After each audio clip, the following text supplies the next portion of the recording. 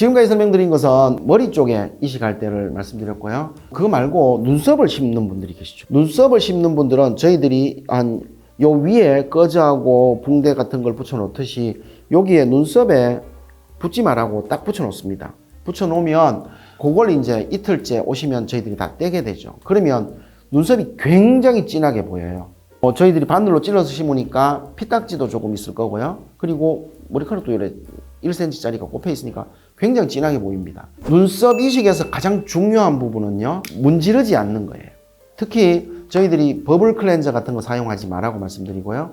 세안을 하실 때 밑에는 다 하시되 한 5일이 될 때까지는 눈썹 부위는 문지르지 마세요. 눈썹은 그냥 물만 가는 거는 아무 상관이 없는데 이 눈썹 부위를 막 이렇게 여기 이렇게 해서 디자인 선을 지우려고 한다든가 아니면 너무 진하니까 이걸 어떻게 딱지를 없애보려고 애를 쓰지 마세요. 눈썹도 마찬가지로 2주 전에 빠지면 안 납니다. 그러니까 2주까지는 눈썹을 조심하시고요. 눈썹 이식을 해놨을 때 주의해야 될 부분은요. 이제 2주가 지났어요. 생착이 됐죠. 얘들도 한 달이 지나면 조금 빠집니다. 빠졌다가 다시 나오게 되죠. 그런데 눈썹 부위에 바셀린이나 아니면 로션 같은 거 그런 것들을 너무 많이 바르지 마세요.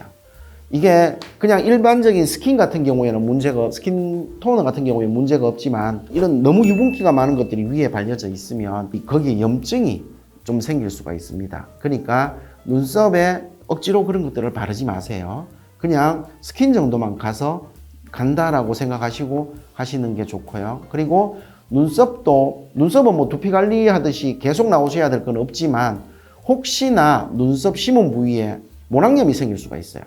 모낭염이 여기 한 개가 생기면요, 옆에 모낭들이 영향을 받아서 안 나는 경우가 있잖아요. 그러니까 저희들이 눈썹 이식한 분들은 한 달에 한 번씩 오시라고 해요. 한 달에 한 번씩. 그래서 그 부위에 염증이 생기는지 아니면 어떤 다른 문제가 없는지 체크를 하고 길이도 좀 다듬고 소독도 하고 이렇게 하거든요. 그러니까 눈썹을 이식한 경우에는 한 달에 한 번씩 병원에 와주셔야 돼요. 저희 직원들이 뒷머리 실밥을 뺄 때 그 사실을 말씀드리고 예약을 해드릴 겁니다.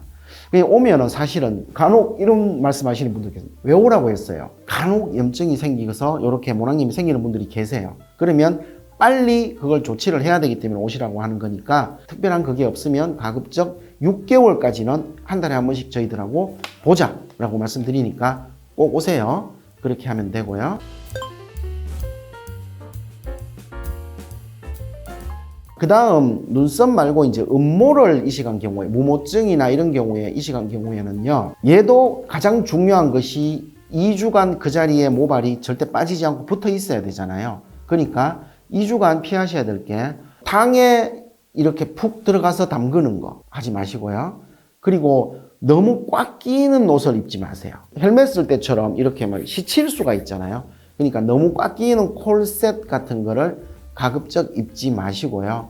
조금 더 이래 헐렁헐렁한 옷, 품이 있는 옷을 입으시고, 그리고 저희들이 부부관계를 하지 말라고 말씀드리죠. 말씀드릴 때 그게 하다 보면 시칠 수가 있으니까, 그러면 얘가 밀려서 빠질 수가 있으니까 부부관계를 하지 마라. 그렇게 이제 말씀을 드립니다. 그러니까 너무 과격한 운동, 그리고 너무 꽉 끼는 옷, 부부관계, 목욕탕에 들어가서 뭐 오래 있다든가 이런 것들을 2주간 하지 않으시는 게 도움이 됩니다. 그리고 무모증도 마찬가지로 저희들이 한 달에 한 번씩은 오셔서 뵙자고 해요. 어떤 문제가 생기면 처치를 하고 할 수 있기 때문에 병원에 얼마나 힘들게 심어 놓은 건데요. 공들여 놓은 거 잘 자라게 해야죠. 그러니까 그런 부분들을 특히 더 주의해 주시면 됩니다.